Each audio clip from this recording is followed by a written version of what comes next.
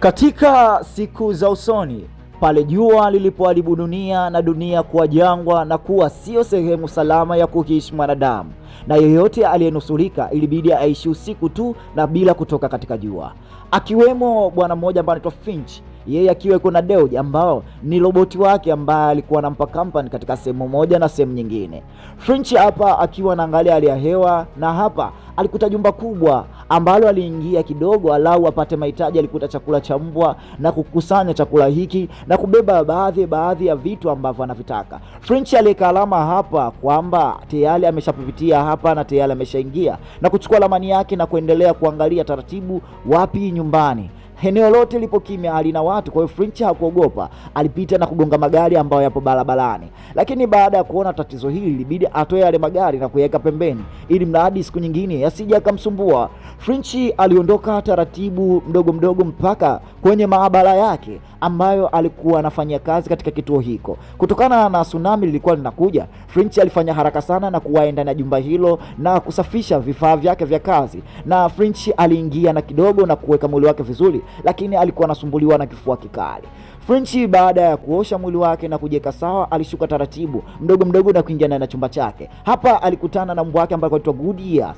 Goodyears alimkumbatia na kumpa kiss boss wake, na bosi kumpa chakula mbwa wake ama mtu ambaye anampa company ndani ya nyumba hii. Finch alichukua chakula chake na kuanza kula, lakini alikumbuka kwamba ana jambo lingine ambalo inabidi aliendeleze, ama jambo ambalo inabidi alifanya. Alikuja huku juu akaanza kusoma vitabu taratibu na mbwa huyu akionekana, lakini Finch alikuwa na mradi ambao anautengeneza wa roboti ambaye alikuwa anasoma na kuweka akili nyingi ya watu ama vitu ambavyo viko hapa. Kwa hiyo huyu Finch yeye ni mwanasayansi, na mwanasayansi huyu alikuwa anasoma mambo mengi sana, na alikuwa anajua ipo siku anaweza kaondoka. Kwa hiyo ilibidi amwandae roboti huyu kiustaarabu na kiujuzi zaidi, ili mradi roboti huyu aje kulea mambo mengine ambayo yeye atayaacha ama aje kumlithi. Na Finch alimpa akili kubwa huyu roboti, na roboti hapa alikuwa anaanza kuongea, jambo ambalo lilimfanya Finch ajisikie raha na ajisikie amani sana. Lakini mbwa alibweka sana, kwa sababu kwa nini huyu roboti anaongea? Na roboti anamwambia mimi kuanzia leo naomba nijiite Jeff.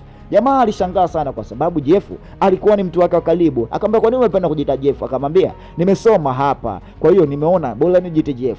Basi mbwa huyu alikaa, lakini hapa ghafla umeme ulikatika, na baada ya umeme kukatika Finch alienda kidogo katika naniu akatengeneza na umeme ukarudi, na akaangalia tatizo gani ambalo linaendelea, lakini aliona nje hali ya hewa sio nzuri. Kwa hiyo alikuja hapa na kumconnect Jeff pamoja na hali ya hewa ambayo iko nje, ili mradi apate kuangalia namna gani anaweza katatua. Na Jeff akamwambia hilo ni tatizo, kwa sababu alikuwa na akili kubwa ambayo huyu jamaa alishindwa kufikiria kwa wakati huo. Jamaa kidogo alipata kile chakula ambacho alikiandaa, lakini damu nyingi zinamtoka puani. Na hapa aliangalia kuna mji mmoja ambao unaitwa Francisco, ilibidi aende huko, lakini hapa leo alimkamilisha Jeff na kumweka sawa Jeff na kumkamilisha vizuri, ili mradi Jeff ikiwezekana aweze kutembea. Na hapa alianza kumfundisha Jeff kutembea na jinsi ya kuinua mguu. Ilifanya huyu mbwa Goodyears abweke sana, na Jeff aliogopa na kudondoka chini, lakini Jeff alianza kuzoea, na mwisho wa siku jamaa anakusanya kila kilichokuwa chake na kila anachokihitaji, ili mradi ikiwezekana ondoke na kubadilisha jicho jipya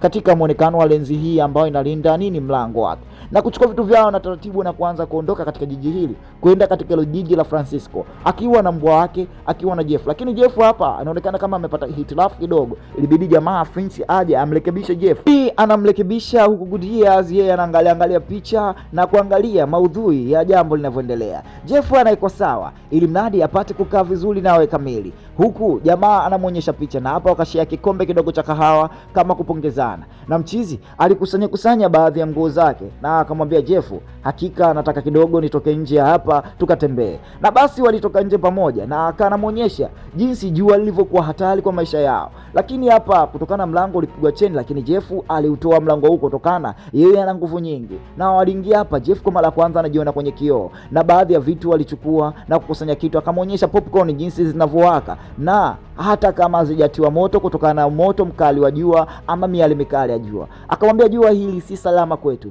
na wakaingia ndani ya gari taratibu, wakaanza kuondoka kutafuta huo mji ambao wanautaka. Hapa walitoka tena na kumwambia kimbunga kinakuja, basi hakika tugongelee gari hili lisitolewe ama gari hili lisizolewe. Na akamwambia fanya haraka. Basi Jeff aliendelea na kumuingiza mbwa sehemu yake na kufunga madirisha yote kutokana hiki kimbunga kisimzuru, na Jeff aligonga msumari wa mwisho na kimbunga kikasogea mwisho na mambo yakaanza kuwa kidogo hatari, lakini ni salama. Kimbunga hiki kilipita kwa kasi sana na baadhi ya vitu vikaanza kung'oka, hata ile miti ambayo iligongea kuzuia gari isitoke ilizingua, lakini baada ya kimbunga kupita, kutokana na msumari huu wa mwisho ulikuwa imara na Jeff alijitahidi sana. Hapa gari na matairi yalipasuka, lakini Jeff akamwambia hakika nitanyanyua, na alinyanyua kwa mkono mmoja tu na jamaa akabadilisha tairi na kuleka pembeni.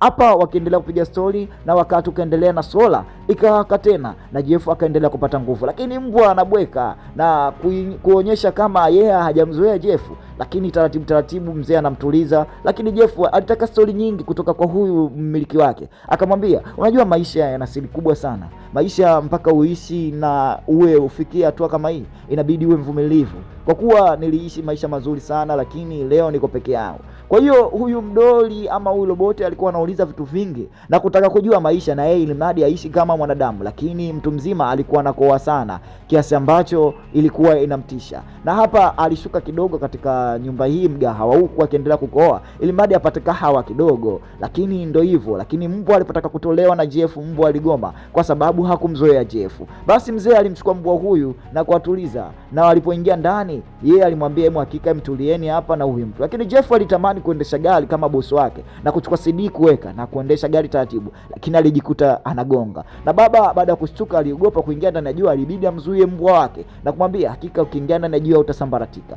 na kumwambia Jeff tafadhali naomba urudishe ile gari nyuma kama ulivyoliondoa. Na kweli Jeff alirudisha gari pale pale, akamwambia hakika umeona jua jinsi lilivyokuwa hatari, na umeona dakika mbili tu nimeweka mkono wangu utakupasuka, hakika usinifanye nikafa kwa uoga. Basi mbwa huyu alizidi kubweka na hapa safari iliendelea na mambo yakaendelea kukaa sawa, lakini Jeff alijisikia vibaya, lakini jamaa akaona bora amfundishe roboti wake kuendesha gari. Roboti akaanza kufundishwa gari, licha alikuwa anagonga gonga, lakini mwisho wa siku aliweza kuendesha gari hili na gari kuliendesha katika spidi kubwa na bila kuchoka. Hapa usiku alipiga story na kuangalia nuru ama jinsi dunia inavyozunguka, hata miale ikipendezesha dunia na usiku huo. Asubuhi yake ilipofika, baada yake kuamka na mambo mengine yakaendelea, lakini mzee siku ya leo alikuwa anaumwa sana na Jeff alimwangalia vizuri mzee na akiendesha gari kama binadamu mwenye akili zake. Na hapa alimwambia mbwa amwangalie jamaa na yeye kuingia ndani kidogo katika hospitali ya zamani na kuendelea kuchukua dawa. Hiki kikapu ama hiki kimbwa ambacho kimejifanywa kama kikapu, yeye kiko chini na kinakusanya baadhi ya vitu, na hapa alikuta dawa nyingi na alikuta koti Jeff akavaa na akakuta stock imejaa mambo mengi, yani vyakula na baadhi ya vitu. Na huyu mdoli alitamani kuchukua kitu, lakini alijikuta anadondosha tena na kusambaratika. Mzee huko anakuja kushtuka, anaangalia roboti zake zote hazipo, ikabidi amke kwa kofia hizo roboti labda zinaweza kupata matatizo. Lakini mzee alipokuja huko alikuta hiki kikapu chake ama mbwa huyu mdogo wa roboti amepata madhara na kuhisi kama kuna mtu anamnyemelea. Kumbe hakuwa mwingine bali alikuwa ni Jeff. Akamwambia I say umevaa koti? Akamwambia yeye nimevaa koti bwana, ni madi niwe kama wewe. Basi huyu Jeff akaanza kukamata vitu vya binadamu ama kukamata vitu vya mmiliki wake, lakini kutokana mmiliki wake hali yake ilikuwa sio nzuri, haraka walirudi ndani na kuondoka eneo hili, kwa sababu walihisi hapa kuna watu wanafuatia, na kweli kuna mtu alikuwa yuko pembeni anawafuata mdogo. Mzee aliendesha gari na Jeff alizidi kuendesha gari, kumwambia bwana endesha na kumwambia zima taa, na taa jamaa alipozima ili mradi huyu mtu ambaye anawafuata asiwaone. Lakini roboti huyu alitaka kujua kwa nini huyu mtu anawafuata. Akamwambia huyu mtu anaweza akawa ni mwema ama anaweza kuwa hatari, lakini kikubwa wewe endesha gari, kwa sababu tusimwamini mtu yeyote. Na hapa wanajikuta wanavunja sola hii baada ya kuitia ndani gari katika sehemu ambayo haikutakiwa kuwekwa, yani sehemu ambayo ya maficho ya gari hii, na kuharibu sola. Ile gari ilipita na mzee alichukua bunduki kwa sababu gari hili ilikuwa inasogelea, lakini gari ilipoondoka mzee alitoka nje na kuanza kujilaumu kwa kuwa wamevunja sola. Lakini walilaumu na kulaumu, lakini haikusaidia chochote. Akamwambia inabidi uwe makini na uwe na akili ya haraka. Jeff alijisikia kidogo maneno mazuri ama kujisikia vibaya kidogo kwa maneno aliyoambiwa, lakini ni ukweli mtupu.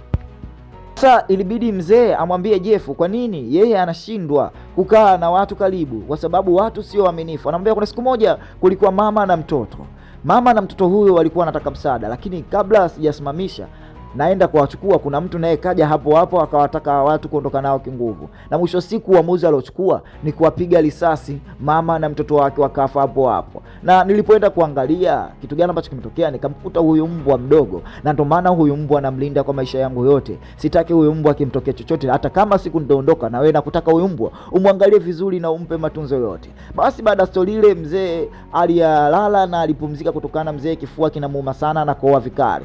Na huyu roboti aliendelea kuangalia location ya huyu jamaa ambao ameambiwa aende. Jeff alinakili mambo kwa haraka, lakini hapa ghafla anagonga kipepeo. Na baada ya kugonga kipepeo, mzee anasimamisha breki kwa haraka kwa sababu hakujua. Anamwambia bwana, nimegonga kipepeo. Na hapa mzee anatoka nje na anajikuta jua hali mzuri tena. Alijisikia raha sana, akajisikia fulana kuona vipepeo vingi vinaruka. Akajua upande huu kidogo jua halileti madhara, na ndio maana viumbe hai kama vipepeo vinaishi. Akatoka nje kwa furaha, akakunja suti yake na akakaa nje kidogo alau apate upepo na hali hii, kwa sababu amemisi muda mwingi hajalipata jua.